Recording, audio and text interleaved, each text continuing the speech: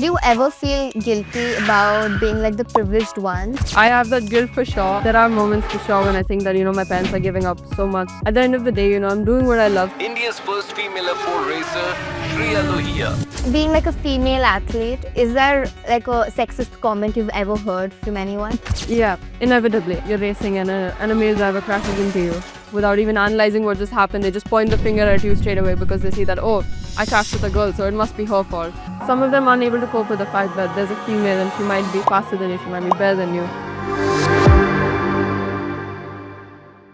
Hello everyone and welcome back to the Boardroom Brew with Bansri. The last episode for this season has someone super special, and that is Shriya. And I'm so proud that she's an F4 driver, which is something that I'm so proud about, being a 17-year-old as well. Hi Shriya, I'm really grateful to have you with me. Hello, it's an honor to be here. That's lovely. So let's start with something, really free to start off with. So tell me something about you. Tell me something that you want people to know about you. I think one thing I want people to know about me is the motorsports is my whole life, and there's really not much I devote time to other than motorsports. I think that's one thing I want, because a lot of people assume that along with motorsports I have a lot of time to live as a normal teenager, but really I try to give everything I have to motorsports. Okay, so as you mentioned how passionate you are about it, tell me, how did you get in? So I started motorsports when I was 9 years old. It all happened when I went on a road trip with my family, and we didn't think much of it at the moment, and we didn't even know what motorsports was. We just went on rental karting track for fun, and I decided to try it out. And when I came out of the go-kart, I ended up loving it so much that, I thought about it professionally at that age, that this is something I want to do. And it was all new for my family. They didn't know what motorsports was until then, and luckily, my parents were very supportive, and I was able to enter the sport from there. That's nice. So can you just break it down to me? Where exactly did you take training? How did you exactly pursue stuff? So I was based out of Pune at the time, and we tried out rental karting then, and I really ended up liking it. So my father tried to find out more about where karting tracks are in India, and it is prominently in the south. So we used to travel a lot to Bangalore and Hyderabad for training, and that's where I used to train in go-karts before I entered my first championship in Hyderabad when I was 10 years old. Wow. And from there, I was racing internationally and a lot in the Indian championships that were held in Chennai and Coimbatore as well. Oh, that's lovely. When you speak about how exactly you went in and exactly you got interested by the sport, did you somewhere felt like probably this is not something India would bat for? I think that's been the case the whole time, because it's something that's so unique. It's not something a lot of people think about as a career option. A lot of people don't even know what it is. So I'm sure there were like many doubts along the way in my parents' minds as well. But they've really been supporting me through it all. And we've kind of faced every challenge we can head on, because as of right now, India is not a motorsports nation. It's growing by the day, and I love to see that. But even back then, it was barely known. Things are getting better by the day. But yeah, for sure, we had that thought in our head that, maybe India is not going to support me in motorsports, but I at least have to try. Oh, that's lovely. You know what? Something, as you mentioned about India not exactly perfectly backing it, something that I want to pinpoint is it you being the first female F4 driver, or probably the only one, do you think that it's overshadowing the talent that you have? I think it's a complex thing to think about, because obviously, it's difficult to be the first in something. Like being the first female in Indian F4 is difficult, because you come with a lot of pressure, and it comes with a lot of expectations as well, because you're kind of setting the way for others, or you're sort of representing women as a whole at that point. So I think for sure it's a little difficult at times to think about it, because you have so much to represent, and people are going to take you as an example for women and Indians and Indian women in general. So yeah, I think it's a little difficult, but I've enjoyed it so far. That's lovely. So suppose I am a 12-year-old in a 3-tier city in India, okay? Yeah. How would you recommend me to start off my racing journey? I'd say the first step would be to try out rental karting, which is what I did the first time. And just, have a little bit of practice in 4-stroke go-karts, then move on to 2-stroke go-karts and do a few training programs there, which are held professionally in Bangalore and in Coimbatore and Chennai. From there, keep testing until you're ready. You'll find a good team and a trainer, and they'll be sure to help you as much as they can. And from there, start participating in championships. There's a lot of championships running in India right now, go-karting championships. So I think the next step would just be to enroll in that and, give it your best, get good results. And from there, finish off your years in karting, go through all 3 categories and then move on to single-seaters or whatever it is you like, whether that's rally or any other discipline. But I think karting is the stepping stone, the first step. And I think it's something that teaches you so much at a young age. And I think it's just really important to start off there. Yeah. But do you see motorsport as an exclusive sport rather than an accessible one? Because I mean, it has like a hefty price. I think for sure, because it's mainly like the sport that's meant for the rich people is what most of them believe. And it is true to some extent, honestly, because it's such an expensive sport. But I think journeys like mine have sort of defied those stereotypes, because I don't come from a very wealthy background, and I've sort of made my way up without spending money that we didn't have and all that. So I think it is exclusive for sure, but I think if you have a supportive system around you, like I did with my parents and my family, I think it's definitely possible to get into motorsports and sort of make your way to the top. Even though it'll be difficult, I'm not saying it comes without challenges. Nothing does. But yeah, no. As of right now, I think we're getting there. We're trying to make motorsports as accessible as it is, and that's great to see. The amount of change coming in within the past few years. Okay, that's lovely. Because I'll tell you this one thing that I think, that often people who start off pretty young, like you, we're always termed as privileged. Okay, probably XYZ comes from a privileged background, which is something that I'm personally against of, because I'll tell you why.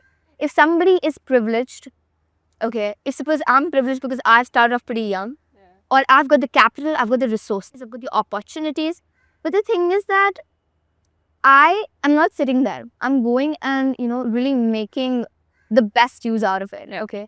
Which is something I don't like when people term it that way, right? So I'm not against people having privileges, but then, it's like a very terrible point of view to view something like that if somebody is very privileged, that's why they're seeking for a sport or something like that, which you cleared it in a very nice way. We're living in a country where cricket is something that's, glorified a lot. Cricketers in our country are like treated as gods at this point, right? And I love cricket. But do you think that it's given more highlight than the other sports, more than it's required to?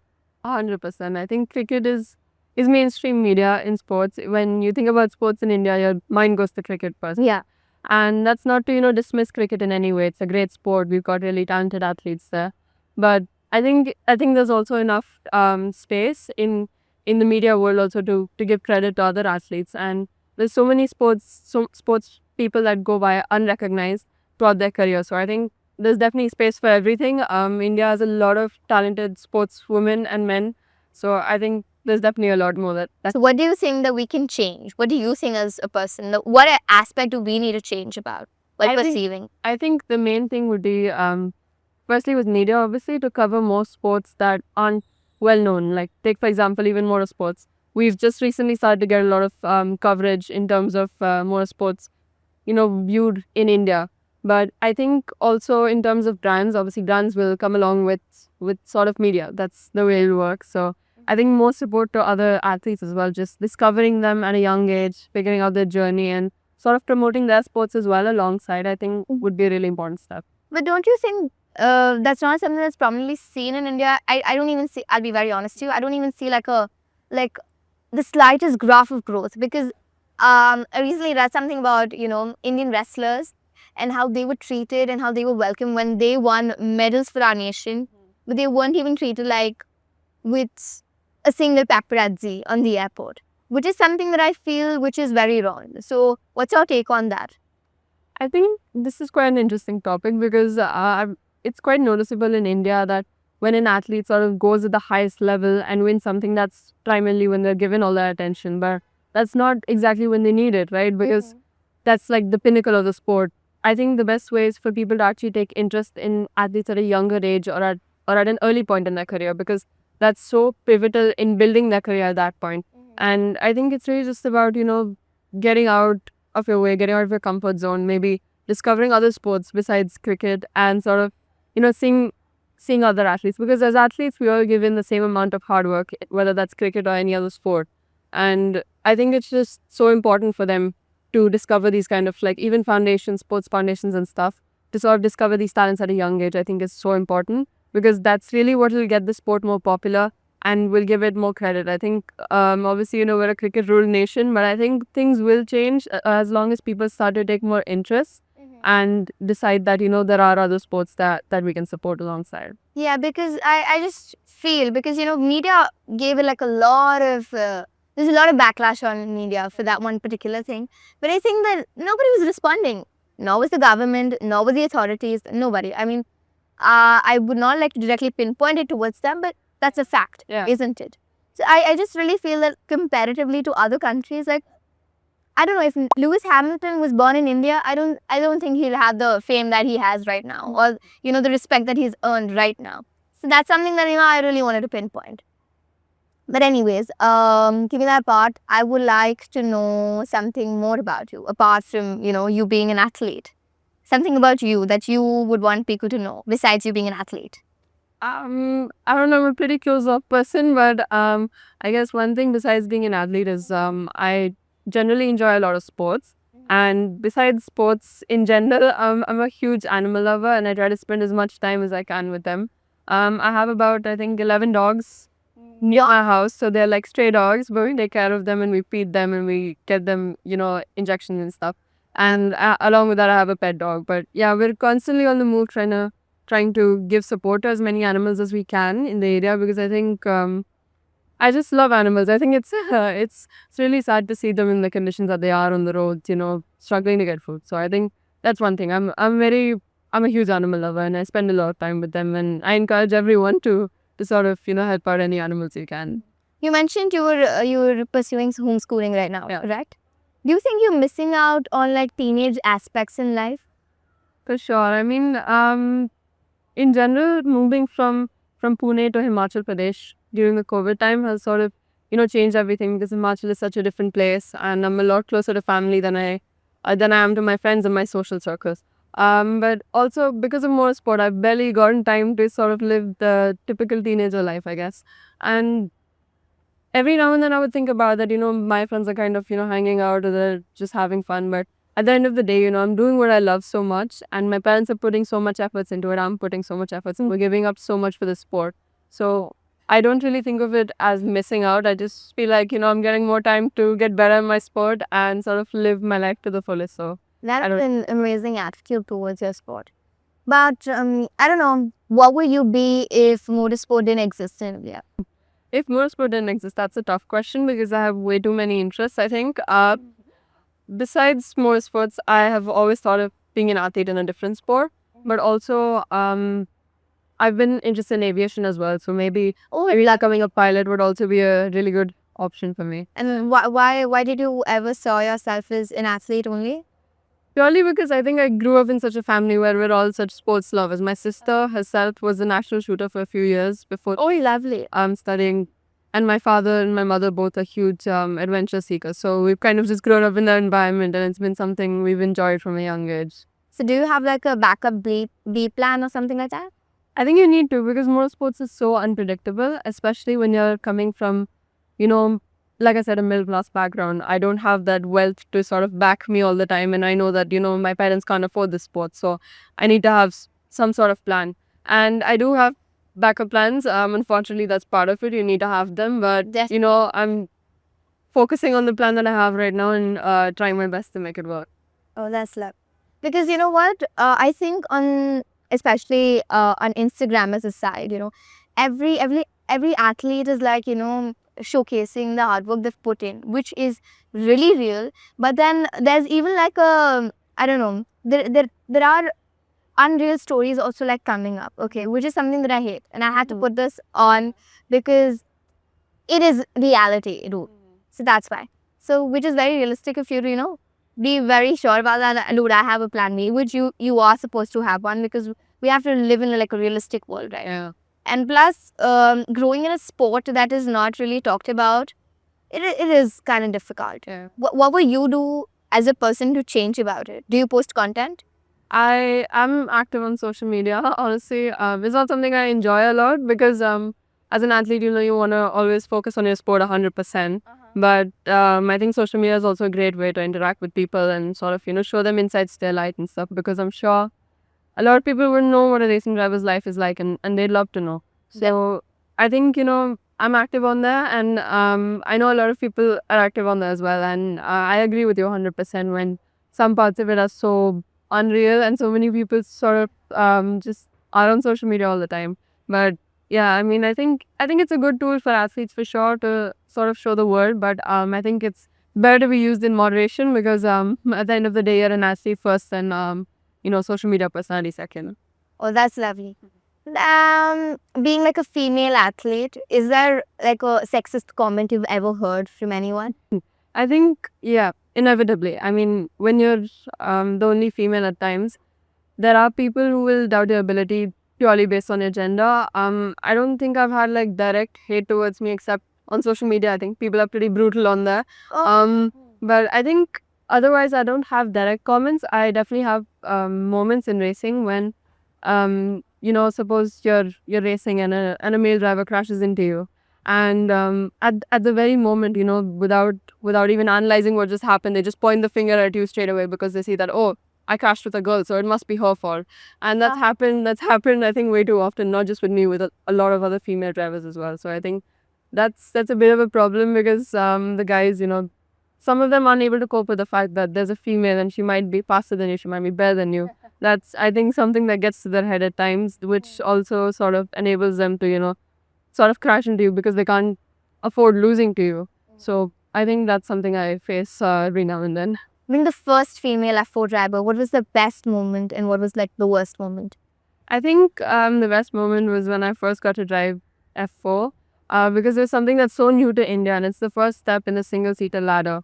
And the fact that I got the opportunity almost like at the exact age when you're allowed to drive Formula 4, which is pretty crazy, honestly, because financially as well, my family couldn't afford for me to race in that series, and I was very grateful with the help of my sponsors. We were able to drive in Formula 4. Even the season last year, it was a really good experience. I think that was something that I would highlight as the best. And what was the worst?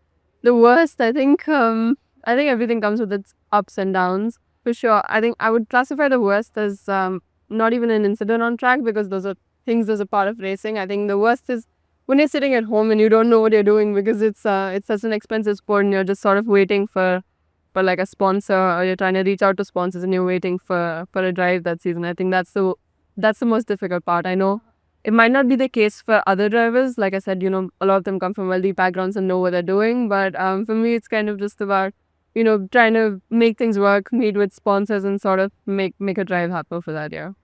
I understand. Now, this really puts me into like a lot of questions. First is that so do you go and pitch to sponsors? The sponsors have to approach you. What exactly is the procedure?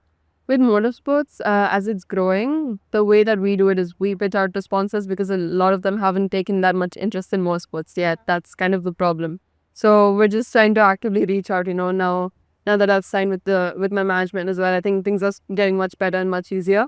But it's really difficult to sort of get that. The only sponsors I've had were already in the automobile space or in the motorsports space. And that kind of, limits your journey as well, because to go abroad again, you have to spend a lot of money to get that exposure. Yes. So, yeah, I mean, it's really just us trying to reach out to sponsors, and that's kind of what we're focusing on, to sort of get them interested in the sport so things are better.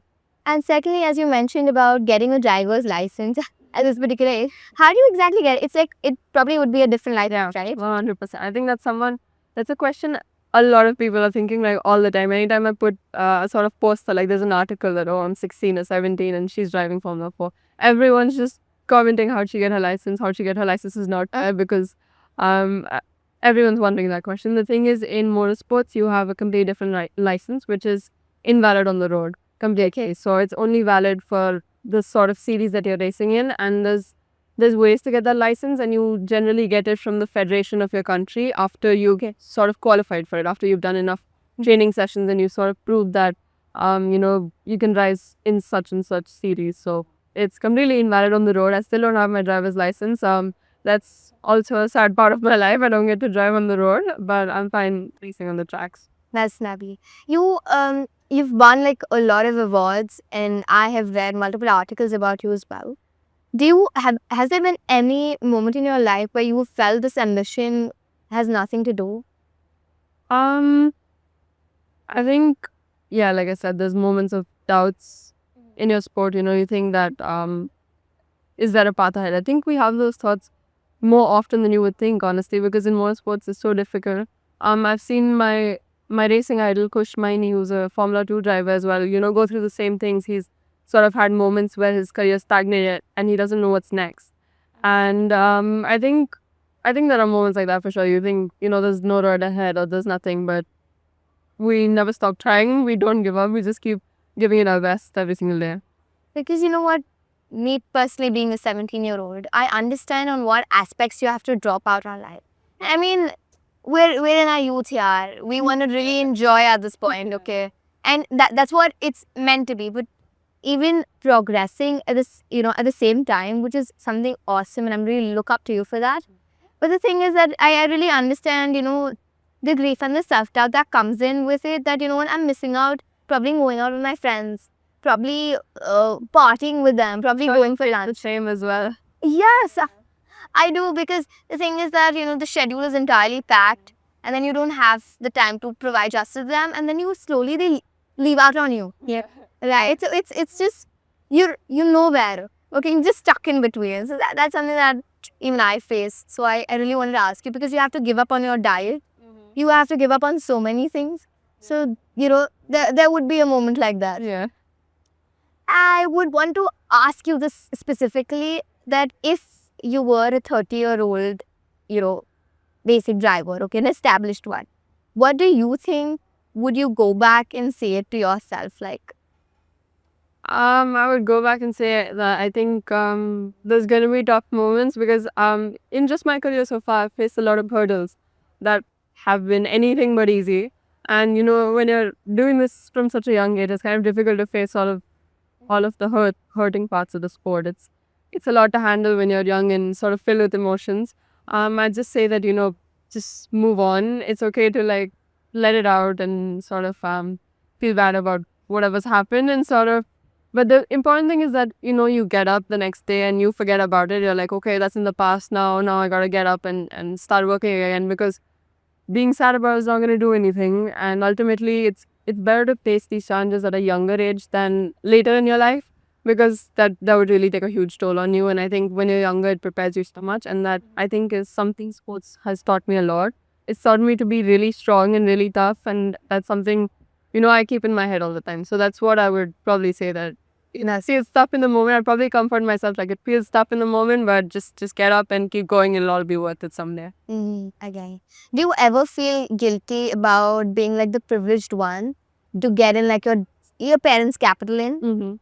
For sure. I mean, there's so many moments that I feel like, I'm so privileged to do what I do, because it is such a big privilege. It's something not everyone gets to do. And there are moments for sure when I think that, my parents are giving up so much in their life. They're sacrificing so many things for me. And it's quite evident when you have a sibling as well, and you sort of see them sort of compromising on things for you as well. So I have those moments for sure. But my family, I'm really lucky to have such supportive parents, and my sister as well. They don't let me feel that I'm sort of, being a burden on them, or that it's sort of affecting everyone.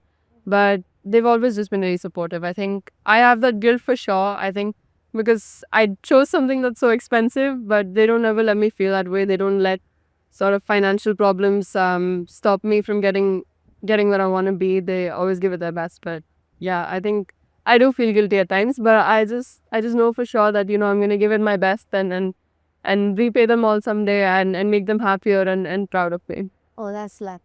Now let's switch the seats, okay? And what would you want to ask you?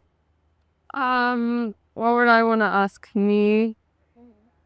That's a tough question because I know me best, but maybe I'd ask myself that what was I thinking? That's what I would ask myself because, like I said, there's so many moments I just sit and think, why didn't I just go for tennis or something else? But that's when my inner voice speaks out and it says that this is what you chose because you're truly passionate about it. And I did try out tennis, I tried out badminton, I tried out everything, but nothing really stuck to me the way that most sports did. But yeah, I think that's something I would ask myself. I already ask myself that often, I think. But yeah, I'd also maybe think about what I would want to do to make things better for more sports. Like once I make it, I know I'd want things to change, and I would want to be a pioneer for that change, sort of make things better for the younger generation. Okay, so if now motorsports, as you mentioned, like a couple of different sports, what one intrigues you the most? Out of motorsports, Yes. I think honestly everything. I'm a huge follower of most things, but I think for a long time, long time, it's been tennis. Also because I think it's such an amazing sport, and I follow it quite often. Oh, lovely. I think it would have to be tennis. Yeah, it's a sport of endurance because I'll tell you, I've been playing it since about 6 years. Yeah, so I really love that sport. So I understand. What are the categories like in motorsports?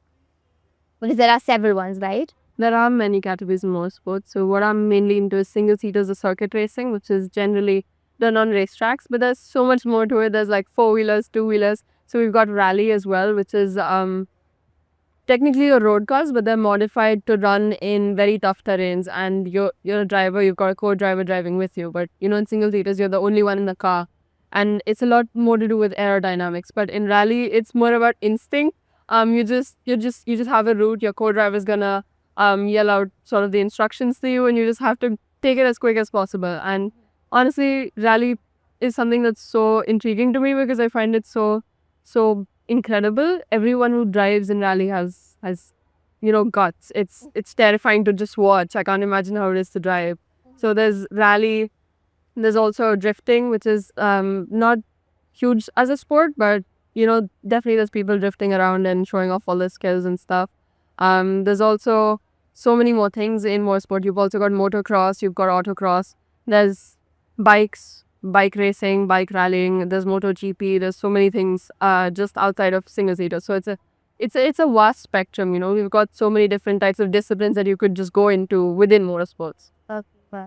What one's your favorite? I'd have to say single seaters because that's what I'm pursuing and that's kind of what I chose. But besides that, I would love to try out rally. That's something I've got my eyes on.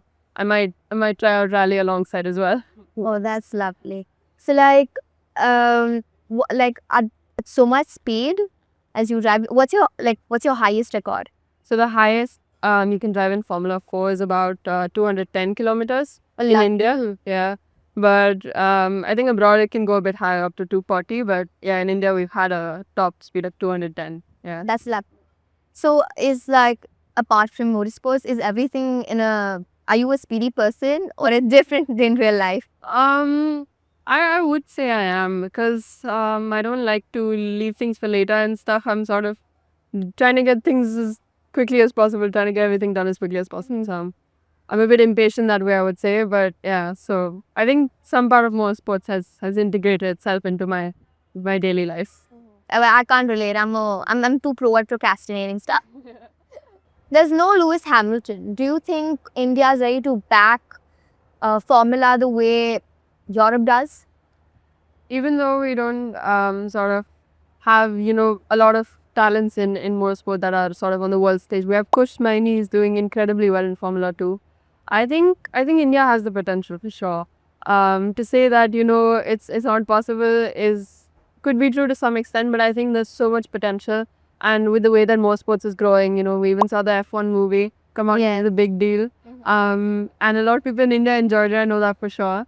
So I think there's a lot of potential, and I think if companies, brands, and media from around India are there to support the drivers on their way up, I think there's 100% potential to make a Lewis Hamilton from India. Motorsport is expensive and actually is also inaccessible. Okay, what do you would suggest a 17-year-old who wants to get into Formula?